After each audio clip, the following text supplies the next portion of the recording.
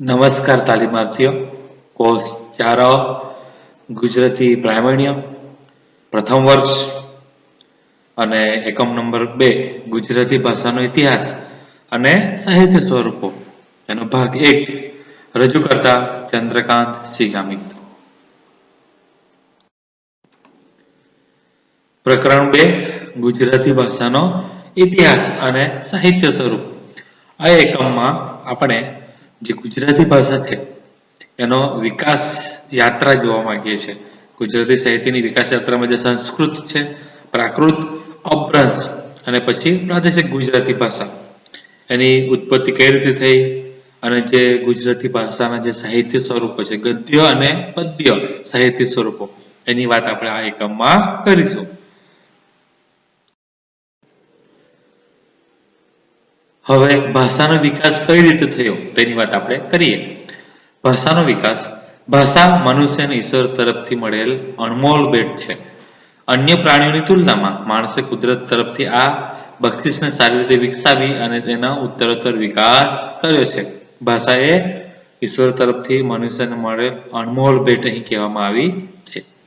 માનવના પ્રારંભિક કાળમાં માનવ અન્ય પ્રાણીઓની જેમ પોતાના ભાવો, લાગણીઓ અને ઈચ્છાને વ્યક્ત કરવા માટે વિવિધ ધ્વનિઓનો ઉપયોગ કરતો હતો. અન્ય પ્રાણીઓ પણ આજે જે સીમિત ધ્વનિ વ્યવહાર કરી શકે તેમ માનવ પણ ગુસ્સો, ભૂખ, પીડા, આનંદ અને જાતીય આવેગો માટે સીમિત ધ્વનિ વ્યવહાર દ્વારા વ્યક્ત થતો. અને જેમ જેમ સમય વીતતો ગયો તેમ તેમાં ધ્વનિ સંકેતોમાં સુધારો થતો ગયો. આજે વિશ્વમાં બધા જ ભૂમિખંડો પર એણે આધિપત્ય જમાવ્યું. ભાષાના આ વિકાસમાં તેનું મૂળ શોધવું મુશ્કેલ છે. ધ્વનિ સંકેતોમાં શરૂમાં અસ્પષ્ટ ઉદ્ગારો, માનવીની ઉર્મિઓ કે ભાવોને વ્યક્ત કરતા હશે. આ ધ્વનિ ઉદ્ગારોમાં અન્ય પ્રાણી, પક્ષીઓના અવાજનું અનુકરણ કરતા મૂળભૂત વૃત્તિને વશ થઈ અલગ અલગ જે આ વાણી ઉચ્ચારો થયા. અભિવ્યક્તિ માટે ઈશારા, હાવભાવ, ચેષ્ટાઓ જેવા માધ્યમો મર્યાદિત હશે અને એટલે જ શબ્દમાં સંકેત મૂકીને વ્યવહાર સરળ બનાવાયો હશે. આમ અલગ અલગ જે ટૂંકા વાક્યનો પ્રયોગો વિકસતા ગયા અને ધ્વનિ વ્યવસ્થા ઊભી થઈ. ગુજરાતી અને સંસ્કૃતનો સંબંધની વાત કરીએ. ભારતીય વર્ગખંડમાં ઇન્ડો આર્યન એટલે કે વૈદિક સંસ્કૃત ભાષા પ્રચલિત હતી. આપણે જાણીએ છીએ સંસ્કૃત ભાષા એ બહુ જૂની છે અને ભાષાની જનની, ગુજરાતી ભાષાની જનની પણ કહેવામાં આવે છે. વેદો, ઉપનિષદો, રામાયણ, મહાભારત જેવા મહાકાવ્ય રચાયા. આ વૈદિક સંસ્કૃત ભાષા કાળક્રમે સ્થાનિક લોકો દ્વારા પ્રાકૃત અને અપભ્રંશ બની. પ્રાદેશિક ભાષા બોલીઓએ વ્યવહારમાં સ્થાન લીધું અને એ રીતે ગુર્જર પ્રાંતમાં બોલાતી ભાષા એટલે કે ગુર્જર, મારું ગુર્જર કે ગુજરાતી ભાષા બની. જુઓ, ગુજરાતી ભાષા કેવી રીતે અસ્તિત્વમાં આવી તેની વાત કરવામાં આવી છે. અને જેનો વિકાસ ક્રમ પહેલા સંસ્કૃત હતી, પછી પ્રાકૃત, અપભ્રંશ અને પછી પ્રાદેશિક ગુજરાતી. આ વિકાસક્રમ ગુજરાતી ભાષાના શબ્દની વ્યુત્પત્તિ જોતા જણાશે કે સંસ્કૃત શબ્દ પ્રાકૃત અને અપભ્રંશમાં ફેરફાર થઈ ગુજરાતી ભાષામાં સ્થાન પામ્યા છે. જેમ કે અહીં એક્ઝામ્પલ આપવામાં આવ્યું, હસ્ત સંસ્કૃત શબ્દ છે, એનો પ્રાકૃત શબ્દ હથ્થવ, અપભ્રંશ હથ્થવ અને એને ગુજરાતી શું થાય છે? હાથ. આમ સંસ્કૃત પરથી એવા ઘણા બધા શબ્દો છે કે જે ગુજરાતીમાં ઉતરી આવ્યા છે. બીજા પણ અહીં એક્ઝામ્પલ આપવામાં આવ્યા છે.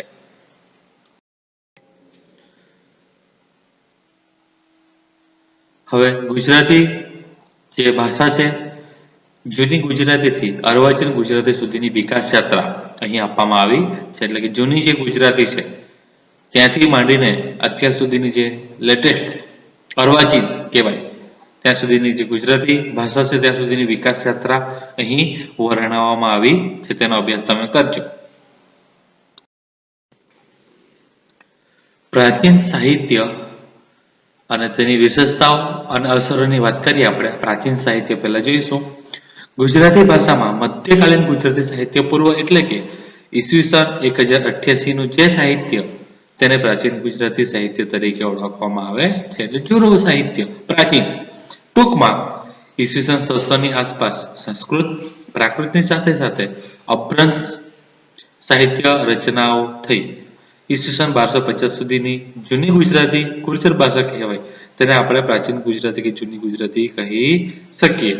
જૂની ગુજરાતી કે પ્રાચીન ગુજરાતી ભાષાને ડોક્ટર દસસ્તોરીએ પ્રાચીન પશ્ચિમી રાજસ્થાની તરીકે ઓળખાવી છે. જ્યારે શ્રી ઉમાશંકર જોશી એને મારું ગુર્જર તરીકે ઓળખાવે છે. એટલે કે અહીં પ્રાચીન સાહિત્યની વાત કરવામાં આવી છે. પ્રાચીન સાહિત્યની વિશેષતાઓ. આજે પ્રાચીન સાહિત્ય હતું એની વિશેષતાઓ કઈ કઈ છે? પહેલું છે પ્રાચીન સાહિત્ય મોટા ભાગે હસ્તલિખિત પ્રતોમાં હોવાથી અત્યારે તે અપ્રાપ્ય હોઈ શકે. જે પણ સાહિત્ય લખાયું એ બધું હસ્તલિખિત હતું એ વખતે, એટલે અત્યારે આપણને અપ્રાપ્ય હોઈ શકે. બીજું, તેના પર સંસ્કૃત, પ્રાકૃત, અપભ્રંશ ગુજરાતી ભાષાની અસર દેખાઈ આવે છે. એની વાત કરી ગયા છે આપણે. પ્રાચીન ગુજરાતી સાહિત્યની એકમાત્ર કૃતિ ઈસવીસન 1185 માં રચાયેલી, જેનું નામ જૈન મુનિ શાલી ભદ્રસુરીની ભરતેસર બાહુબલી રાસ નામની કૃતિ છે. અને છેલ્લું, જૈન ધર્મની અસર તળે આ સાહિત્ય કૃતિની રચના થઈ છે. એટલે આટલી અહીં વિશેષતાઓ આપવામાં આવી છે. હવે આગળ આપણે પ્રાચીન સાહિત્યની અસર જોઈશું. ગુજરાતી પ્રાચીન સાહિત્યની પ્રજાજીવન અને સમાજ ઉપર ખાસ અસર જોવા મળતી નથી. તે હસ્તલિખિત પ્રતોમાં જૈન મુનિઓ દ્વારા સચવાતો ગ્રંથ છે.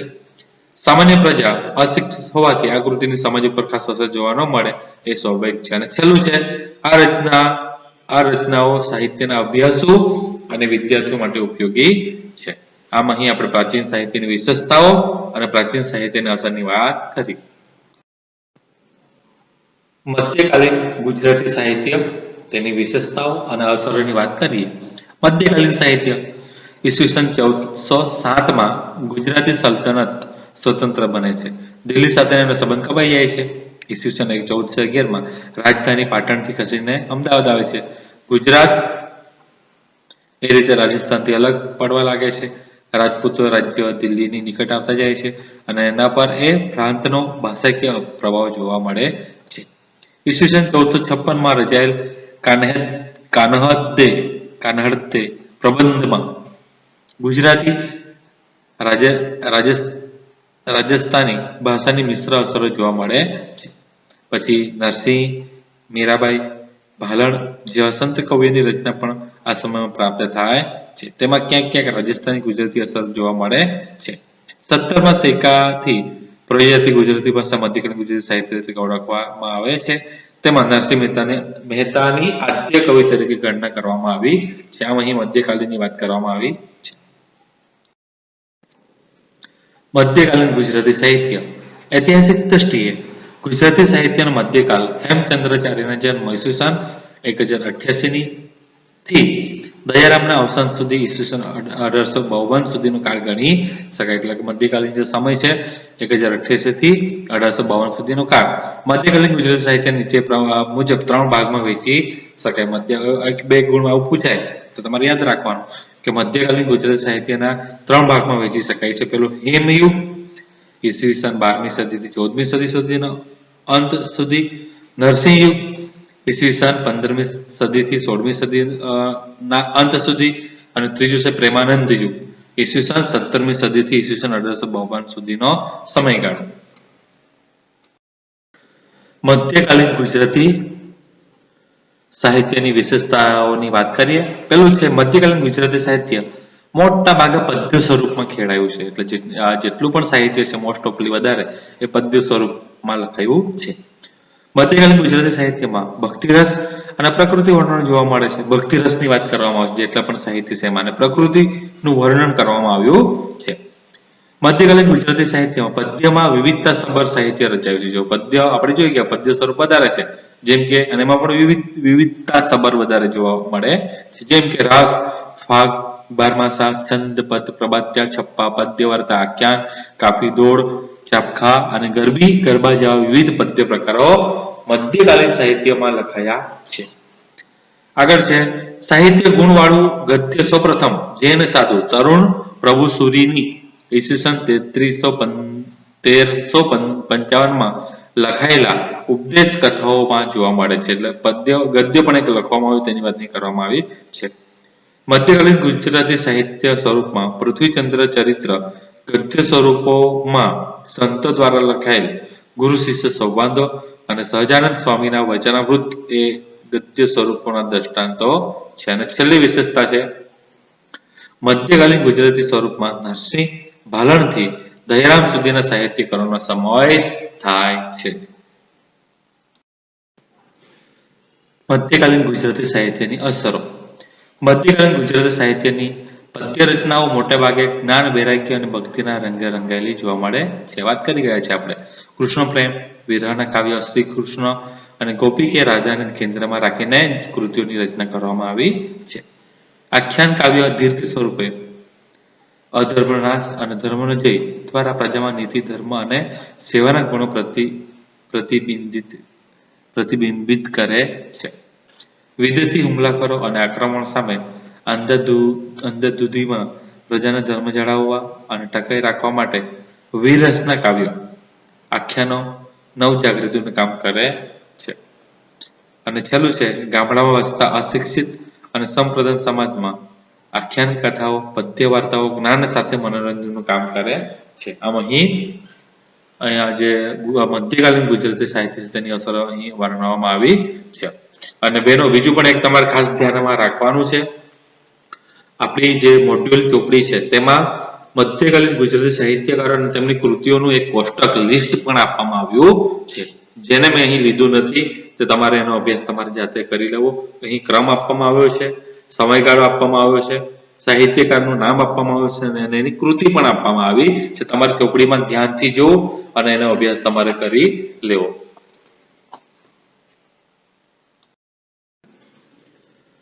મધ્યકાલીન ગુજરાતી સાહિત્યમાં સ્ત્રી કવિઓ પણ થઈ ગઈ તેની વાત આપણે કરીએ. મધ્યકાલીન ગુજરાતી સાહિત્યમાં એક વિશેષતા જોવા મળે છે કે સાહિત્ય સર્જનમાં સ્ત્રી કવિઓએ પ્રદાન આપ્યું છે. મીરાબાઈ એમાં ઉચ્ચ સ્થાને છે. જો કે મીરા પછીના લગભગ 200 વર્ષ સુધીના સાહિત્ય સર્જનમાં મુખ્ય સ્ત્રી કવિઓમાં દિવાળીબાઈ, ગૌરીબાઈ, કૃષ્ણબાઈ, રાધાબાઈ અને ગંગા સતી જેવી સ્ત્રી કવિઓનો સમાવેશ થાય છે. હવે અહીંયા દિવાળીબાઈ છે, ગૌરીબાઈ અને એને જે અલગ અલગ એમની કૃતિઓ પણ અહીં આપવામાં આવી છે. પહેલી છે દિવાળીબાઈ, ઈસવીસન 1789 રામ જન્મ, રામ વિવાહ, રામ રાજ્ય અભિષેક જેવા પ્રસંગો પર પદ રચ્યા છે. આ પદમાં સ્ત્રી સ્વભાવની સૂક્ષ્મ ખાસિયતનું ખૂબ બારીકાઈથી વર્ણન કરવામાં આવ્યું છે. બીજું છે ગૌરીબાઈ, તેમણે પણ 762 પદ લખ્યા છે અને તે ગુજરાતની એકમાત્ર, યાદ રાખજો એક બે ગુણનો પ્રશ્ન પૂછાશે, એકમાત્ર વેદાંતી સ્ત્રી કવિ છે. કૃષ્ણબાઈ, કૃષ્ણના હાલરડા, સીતાજીની કાચડી વિશે જાણીતી છે, જેમાં સુવર્ણ મૃગવાળો પ્રસંગ વર્ણવ્યો છે. રાધાબાઈ, કૃષ્ણ ભક્ત, મીરા, જ્ઞાનેશ્વર, તુકારામ આદિ સંતોના સંક્ષિપ્ત ચરિત્ર એમણે લખેલા છે. અને છેલ્લું છે ગંગા સતી, મેરુ તો ડગે પણ જેના મન ના ડગે, વીજળીને ચમકારે મોતીડા પરવો જેવા પાનબાઈને ઉદ્દેશીને પદો એમણે લખ્યા છે. હવે ત્રીજો જે સાહિત્ય છે અર્વાચીન સાહિત્ય, તેની વિશેષતાઓ અને અસરોની વાત કરીએ. પહેલા અર્વાચીન ગુજરાતી સાહિત્ય એટલે કે ઈસવીસન 1852 થી આજ સુધીનું જે પણ સાહિત્ય લખાયું તેને આપણે અર્વાચીન સાહિત્ય તરીકે ઓળખીએ છીએ. ગુજરાતી સાહિત્ય અર્વાચીન યુગ એટલે કે 1852 થી આજ સુધીના સમયગાળાને. પછી સાહિત્યનો અર્વાચીન યુગ એટલે કે ભારતની ક્રાંતિકારી પરિવર્તનની 19મી સદી, અંગ્રેજી કેળવણીની અસર નીચે અંગ્રેજી સાહિત્ય સંપર્કમાં આવ્યા અને ગુજરાતીના અર્વાચીન સાહિત્યમાં અંગ્રેજી સાહિત્ય સ્વરૂપને સ્થાન મળે છે. અર્વાચીન ગુજરાતી સાહિત્યની વિશેષતાઓ. પહેલી છે આ યુગમાં વિષય વૈવિધ્ય પ્રચુર માત્રામાં જોવા મળે છે. જે વિષયોનું વૈવિધ્ય છે પ્રચુર એટલે વધારે પ્રમાણમાં જોઈ શકીએ છીએ. અર્વાચીન ગુજરાતી સાહિત્યમાં ગદ્ય, પદ્ય અને 10 રચનાઓ જોવા મળે છે. તમામ ગદ્ય, પદ્ય બધી રચના આપણે જોઈ શકીએ છીએ. મોગલ શાસનનો અંત અને યુરોપિયન પ્રજાનું આગમન, અંગ્રેજી શાસનના અત્યાચારો, રાષ્ટ્રીય ચળવળની અસરો પણ અહીંયા જોઈ શકીએ છીએ. અંગ્રેજી શિક્ષણની અસરો નીચે નવલકથા, નવલિકા, ઉર્મી ગીત એટલે કે લિરિક, એકાંકી, રેડિયો નાટકો, નિબંધ જેવા સાહિત્ય સ્વરૂપો અહીં ખેડાયા છે. આઝાદીની ચળવળ અને પૂજ્ય ગાંધી બાપુના સાહિત્યાગ્રહ અને એના વિચારો સાથે બુનિયાદી શિક્ષણનું પ્રતિબિંબ આ સમયગાળામાં ઝીલાયું. સુધારા યુગમાં સમાજની અનેક કુરૂઢિઓ, સ્ત્રીઓની જે દયનીય સ્થિતિ હતી, ધર્મમાં ચાલતા પાખંડો, બાળ લગ્ન પ્રથા, સતી પ્રથા, ગુલામીની મનોદશા, પરદેશ ગમનનો વિરોધ, જ્ઞાતિબંધનો જેવા અનેક વિઘ્નો વચ્ચે આ સાહિત્યકારોએ નવા ખેડાણ કર્યા છે. અને છેલ્લું, આ યુગમાં સાહિત્યકારોને સાહિત્ય સર્જનમાં પ્રયોગશીલતા પણ આપણે જોઈ શકીએ છીએ. હવે આપણે અર્વાચીન ગુજરાતી સાહિત્યની અસરોની વાત કરીએ.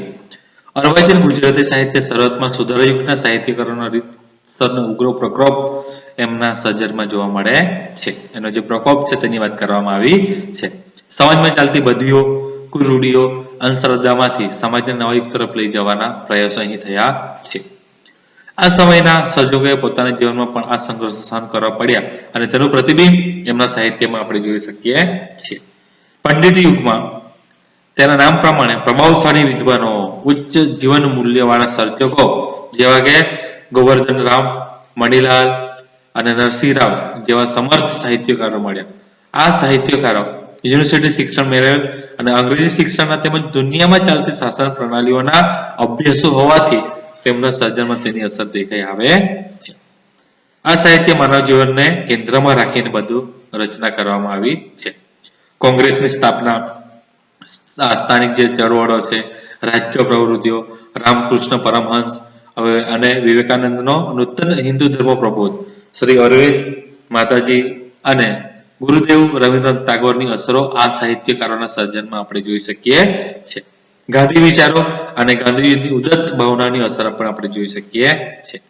ગાંધીજીના વ્યક્તિત્વની અસર તળે કિશોરલાલ, મસરૂમવાળા, કાકા સાહેબ કાલેલકર, વાડીલાલ ડગલી, ગીજુભાઈ, ઝવેરચંદ મેઘાણી, ઉમાશંકર જોશી, સુંદરમ સ્નેહ, રશ્મિ ઉષ્ણસ, દર્શક મહાદેવભાઈ દેસાઈ જેવા સાહિત્યકારોના સર્જનમાં ગાંધી મૂલ્યને પ્રસ્તુત કર્યા છે. આ સમયગાળામાં વર્તમાનપત્ર, સામયિકો જેવા માધ્યમો દ્વારા સાહિત્યના વિવિધ સાહિત્ય સ્વરૂપોને સ્થાન મળ્યું, નવો વાચક વર્ગ મળે છે. અને છેલ્લું, રેડિયો, દૂરદર્શન દ્વારા સાહિત્યકારો અને કૃતિઓને એક નવો જ ભાવક વર્ગ, શ્રોતાઓ અને દ્રષ્ટાઓ અહીં મળે છે. હવે આજે અર્વાચીન યુગ છે એને પણ 4 વિભાગમાં અહીં વહેંચવામાં આવ્યું છે. પહેલું છે સુધારા યુગ, દલપત યુગ પણ કહી શકાય. બીજું છે પંડિત યુગ, એને ગોવર્ધનરામ યુગ પણ કહી શકાય, ગાંધી યુગ, અને ચોથું છે સાંપ્રત સાહિત્યકાર. પહેલું છે સુધારા યુગ, દલપત યુગ, ઈસવીસન 1851 થી ઈસવીસન 1887. અર્વાચીન યુગમાં પ્રભાતની છડી પોકારનાર 2 મુખ્ય કવિઓ નર્મદ અને દલપત યુગ. દલપત રામનો જન્મ થયો ત્યારે મધ્યકાલીન ગુજરાત સાહિત્યના છેલ્લા કવિ દયારામનો મધ્યાહન તપતો હતો.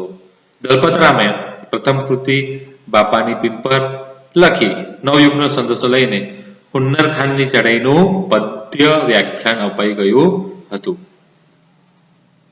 આ યુગના સમાજ જીવનની અસરો તેમના સાહિત્ય સર્જનમાં જોવા મળે છે. સમાજમાં અનેક કુરૂડીઓ અને અંધશ્રદ્ધામાં સ્ત્રીઓની દયનીય સ્થિતિ હતી. ધર્મમાં પાખંડો ચાલતા હતા.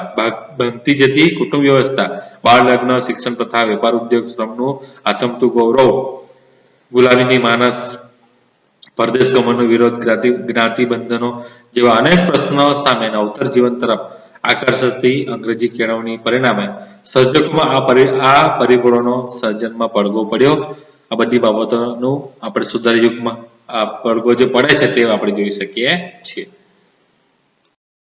બીજું છે પંડિત યુગ, ગોવર્ધન યુગ. એની વાત પણ આપણે આગળ જે આપણે અસરો જોઈ સાહિત્યની અસર એમાં આપણે વાત કરી જ ગયા છે એટલે હું વાત કરતો નથી. ત્રીજું છે ગાંધી યુગ. ગુજરાતી સાહિત્યના ઇતિહાસમાં ગાંધી યુગના સાહિત્યકારો એટલે કે ગાંધી વિચારો અને ગાંધી યુગની ઉદ્ધત ભાવનાઓ લઈને સાહિત્ય સર્જન કરનાર સાહિત્યકારોનો યુગ જેવામાં મોટા પ્રમાણમાં નાટકો, નવલકથાઓ મુખ્ય હતા. પ્રકૃતિના વર્ણનો, પ્રણય, વિરહ, વિપ્લંબ શૃંગાર, પ્રભુ ભક્તિ, દાંપત્ય જીવન, સ્વદેશ ભક્તિ અને સમાજ સુધારા જેવી બાબતો આપણે આમાં જોઈ શકીએ છીએ. અને આમાં ગાંધી યુગમાં જે એના અસર તળેના એના બીજા પણ સાહિત્યકારોની વાત અહીં કરવામાં આવી છે. અને જે ગાંધીજીના પ્રભાવ તળે જે વ્યક્તિઓ થઈ ગયા તેની વાત પણ આપણે આગળ વાત કરી ગયા છે. આ યુગનું મંડાણ ઉમાશંકર જોશીના વિશ્વ શાંતિ કાવ્યથી થયું અને ઘણા બધા જે સાહિત્યકારો છે તેની કૃતિઓનું નામ પણ અહીં આપવામાં આવ્યા છે. તેનો અભ્યાસ તમે જાતે કરશો. હવે ગાંધીજીના પ્રભાવ હેઠળના સર્જકો છે.